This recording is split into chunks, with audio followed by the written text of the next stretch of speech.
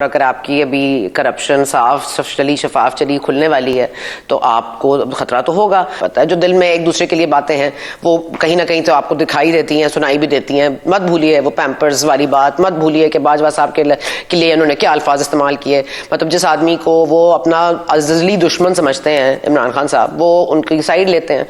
तो जब मतलब मयार ही यहाँ पर नहीं है ना, मगर कह रही हूँ अब जी वो तो बहुत कुछ समझते हैं, बस छोड़ दीजिए। अब मैं क्या कहलवाएंगे आप मुझसे। लेकिन मैं कह रही हूँ जो मैं आपको इलेक्शन कमीशन वाला मामला कह रही थी कि देखिए ये बात मत भूलिए कि वो जो इलेक्शन कमीशन का जो तौहीन इलेक्शन कमीशन का मामला है जिसमें ये 5 साल के लिए नाअहल हो सकते हैं, इन्होंने इसकी पिटिशन जो है Islamabad, Sindh, Karachi high court, Lahore high court, सब जगह इन्होंने करा दिया।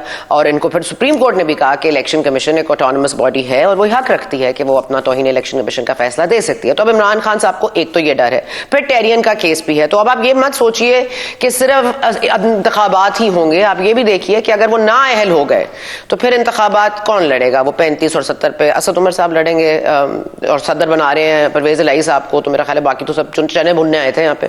तो शाह महमूद कुरैशी साहब, मेरा ख्याल है अब तमाम तर लोगों को ये सोचना पड़ेगा कि सेकंड इन कमांड कौन होगा, क्योंकि कहीं ना कहीं कुछ ना कुछ तो ऐसा हो रहा है जिसका इंतजार दोनों तरफ से किया जा रहा है। यहाँ वहां से इंतजार है, उम्मीद है लंदन वालों को भी कि कोई ना का मामला आ जाए। लेकिन जाहिर है कि कहीं ना कहीं तो इनको भी लाडला अभी भी समझा जा रहा है। अगर वो लाड थोड़ा सा खत्म हो गया और अगर कोई केस फैसला हो जाता है, जो कि होना चाहिए, क्योंकि एक आदमी ने फैसला कर लिया है कि इसने मुल्क को चलने नहीं देना, मतलब ये फैसला हो चुका है। अब आप लाख कड़वे घूंट पीजिए, सख्त फैसले कर लीजिए। एक आदमी ने एक अफरा तफरी मचाई हुई है। आप देखिए 2000 पॉइंट्स गिर गया कराची स्टॉक एक्सचेंज सिर्फ इस बात के बाद कि आपने खैबर पख्तूनख्वा और पंजाब असेंबली को गिराया, क्योंकि एक अदम इस्तेहकाम आप ही पैदा कर रहे हैं इस मुल्क में, कोई और नहीं पैदा कर रहा, आप ही पैदा कर रहे हैं। और एक आदमी जो इस जिद पर है कि मैंने अदम इस्तेहकाम मनाना है जब तक मैं नहीं आ जाता पावर में, या तो उसको पावर दे दीजिए या फिर उसको फारिग कर दीजिए। दोनों चीजें तो नहीं हो सकती।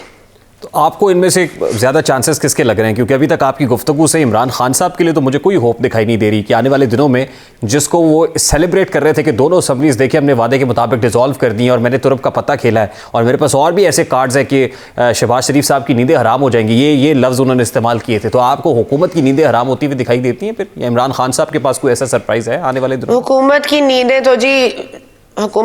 तो जी जब से हराम है, जब से उन्होंने अदम एतमाद का वोट लेकर आए हैं और उनके तो 14 तबक रोशन हो गए जब देखा उन्होंने फाइनेंशियल मसले कितने हैं। और उसके बाद उनको अपनी गलती का एहसास भी हुआ। पार्टी के अंदर इतनी बहस हो रही है कि हम क्यों आए, हमने ये क्यों अपने सर ले लिया, हमारे अपनी पॉलिटिकल कॉस्ट हमने खो दी और हमने अपनी पॉलिटिकल कॉस्ट कितनी ज़्यादा अदा कर दी है। तो ये तमाम तर मामला तो हुकूमत तो वैसे भी उनको नींद नहीं आती, और शहबाज शरीफ साहब को तो आपको पता है वैसे ही नींद नहीं आती, क्योंकि ये सोच के कि अवाम कितनी महंगाई का सामना है उनको। तो मेरा ख्याल है उनकी नींदें हराम करने की इमरान खान साहब को ज़रूरत नहीं है। लेकिन इमरान खान साहब की अपनी जो नींद उड़ने वाली है, और मेरा ख्याल है वो जल्द उड़ेगी, क्योंकि जो मुझे इस वक्त रिलीफ नजर आ रहा है वो जरूर इस बात का पेश खेमा है। इलेक्शन कमीशन ने भी जिस तरह से थोड़ा सा कल 7 उनकी जो सीटें थी उनका भी उनको दे दिया।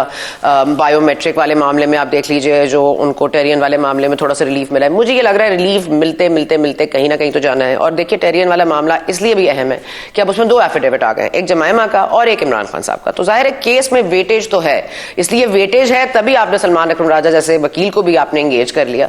आपने 2 वकील लगा लिए हैं, अब वहां पे आपके अली जफर साहब भी हैं, सलमान अकरम राजा साहब भी हैं। तो जाहिर है खतरात में कह रही हूँ, खतरात तो हैं। अब देखते हैं खतरा किसके लिए जल्द टलता है या देर टलता है। लेकिन देखिए ना, ये ऐसा नहीं है कि ये कोई हम चाहते हैं कि इमरान खान साहब के खिलाफ कोई केस हम प्रूव कर दें और ये कोई गैर कानूनी काम है। ये कानूनी मामला है। उन्होंने बदअहदी की है, उन्होंने बदनीयती दिखाई है, उन्होंने झूठ बोला है, उन्होंने अपने असास जात में जाहिर है फॉरेन फंडिंग के हवाले से भी उनके पर मामलात है, वो केस भी चल रहा है। तो लेट्स सी किधर जाता है। लेकिन मेरा ख्याल है कि इमरान खान साहब के चारों शाने इस वक्त हो गए चित, और अब उनको समझ नहीं आ रही। लेकिन आई होप कि जल्द आ जाए, इससे पहले कि उनके लिए भी बहुत देर हो जाए।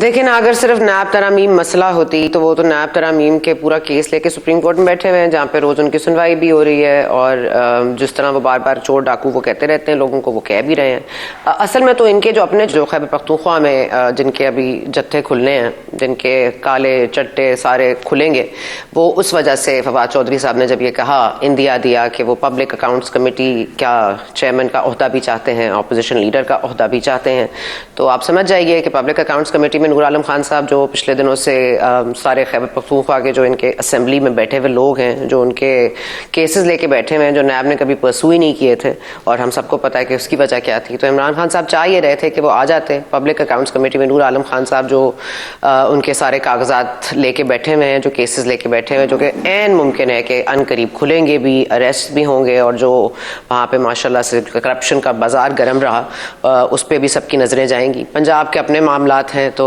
जाहिर है कि ये तमाम तर चीजें, असल डर तो यही है। लेकिन नूर आलम खान से सिर्फ खतरा है या राजा परवेज जो राजा रियाज है, जो अपोजिशन लीडर है इस वक्त कौमी असेंबली में, उनसे भी खतरा महसूस कर रहे हैं?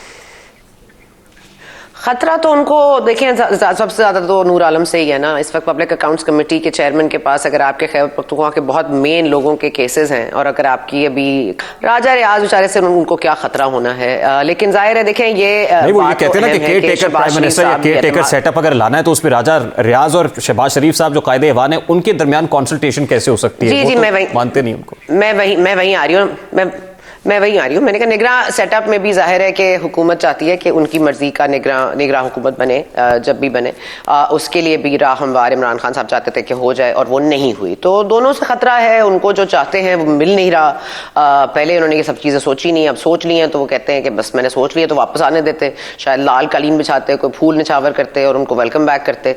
वो हुआ नहीं, और ये जाहिर है कि बदनीयती हुकूमत की तरफ से भी नजर आ रही है, क्योंकि उनको पता है अगर शहबाज शरीफ साहब को आज एतमाद का वोट लेना पड़ जाता है तो मुश्किल होगा उनके लिए वो नंबर्स पूरा करना, अगर उन्होंने इस्तीफे मंजूर नहीं किया। अभी 35 का जो फिगर है ये पता नहीं क्यों है 35 पंचर निकला है, क्योंकि 35 करके ये क्यों इस्तीफे मंजूर हो रहे हैं। मतलब पहले 11 हुए, फिर 35 हुए, फिर 35 हुए, अब जितने रह गए हैं वो कर ले मंजूर। लेकिन मेरा ख्याल है इनकी अपनी जो बात थी कि हमने एक एक को इंडिविजुअली देखना है, एक एक से पूछना है, इन्होंने अपनी ही बात की नफी कर दी है ना। अब तो ये सब इस्तीफे मंजूर करें तो ये तो आप नहीं कह सकते कि दोनों तरफ माशाल्लाह से नीयतें साफ है। नीयत तो दोनों ही तरफ अपने अपने मफादात है। आप दुरुस्त फरमा रही है, दोनों तरफ डेडलॉक तो है, लेकिन जैसे जो 35 वाली बात है, राना सनाउल्लाह साहब ने कल लंदन में ये बात की, सहाफियों से बात करते हुए कहा कि भाई 35 पे इलेक्शन क्या लड़ना है, हम पटा खोल रहे हैं, मजीद 35 पे भी लड़ें, यानी 70 पे जाके इलेक्शन लड़े। तो लगता ये है कि काफ़ी ये सिंबॉलिक है कि 35 पे आप शोर मचा रहे हैं, मजीद 35 कर लेते हैं। दूसरी बात जो है वो बड़ी इंपॉर्टेंट जो केयर टेकर सेटअप से मुताल्लिक है, और वो ये कि इनको कैसे इस बात का क्या यकीन है कि वाकई अप्रैल में इंतखाबात होने हैं, असम्बली में जाएंगे, तो किसी ने श्योरिटी दी है कि जाइए इंतखाबात आप अप्रैल में करा लेते हैं? मेरा ये ख्याल है कि ये तासुर दिया जा रहा है कि कहीं ना कहीं कोई बातचीत चल रही है, या कोई ऐसे लोग या हल्के या जो मुख्तदर हल्के हैं वो बैठ के बात कर रहे हैं कोई, और ये उनको गारंटी दी जा रही है। मेरा नहीं ख्याल इस बात में कोई सच्चाई है। मेरा ख्याल है इमरान खान साहब जाहिर है इस मुल्क में जो डिस्ट्रप्शन वो चाहते हैं और जो वो अचीव कर रहे हैं पिछले 8 माह से, वो मजीद उसको फोकियत देना चाहते हैं। फिर जाहिर है कि मरता क्या ना करता, इलेक्शन तो करवाने ही पड़ जाएंगे। लेकिन मेरा ये ख्याल है कि ऐसा मुमकिन हो नहीं सकेगा, क्योंकि आज भी एहसन इकबाल साहब कहते हैं कि काउंसिल ऑफ कॉमन इंटरेस्ट में ये बात हो चुकी है कि नेक्स्ट इलेक्शन जो 2023 के इलेक्शंस हैं वो नई मर्दमशुमारी पे होने हैं। अब ये लिखा हुआ है, मतलब ये एग्री किया हुआ है आपने। बहुत बहुत शुक्रिया सरा बच्चा साहब आपके वक्त के लिए। सीनियर एंकर पर्सन तज्ज़िया बच्चा साहब हमारे साथ मौजूद थी। इमरान खान साहब पर नाहली की तलवार तो लटक रही है, और नाहली ऐसे है जैसे नविश्ता दीवार है, और शायद इसी वजह से आज पार्टी के अंदर भी ज़रा ये बता रहे हैं कि इमरान खान साहब को तहरीक इंसाफ का पैटर्न इन चीफ बनाने की बात हो रही है। उसी तरह से जैसे नवाज शरीफ साहब को पार्टी का ताहयात कायद बनाया गया, नाहली हो जाएगी तो यकीनन पार्टी के चेयरमैन तो नहीं रह सकते। लेकिन सवाल बड़ा सादा सा है, और वो सवाल ये है कि जिन हलकों में इमरान खान साहब तनहा लड़ रहे हैं, कभी 35 हलकों में लड़ने की बात करते हैं, कभी 8-9 हलकों में लड़ते हैं, फिर 70 हलके हो जाएंगे, तो इस पर क्या इमरान खान लड़ेंगे? इमरान खान तो नाहल हो जाएंगे, तो इमरान खान की जगह पर कौन होगा? फिर पार्टी यानी पाकिस्तान तहरीक इंसाफ का मुस्तकबिल क्या होगा? क्या तिनका बिखर जाएगी? ये बड़ा इंपॉर्टेंट सवाल है। अभी एक ब्रेक ले रही है, और ब्रेक के बाद जब वापस आएंगे, पंजाब में निगरान वज़ीर आला का मामला है, और इस मामले को लेकर आज पार्लिमानी कमेटी में भी डेडलॉक पैदा हो गया है। क्या इलेक्शन कमीशन ही फैसला करेगा? बात करेंगे इस ब्रेक के बाद। हमारे साथ रहिए।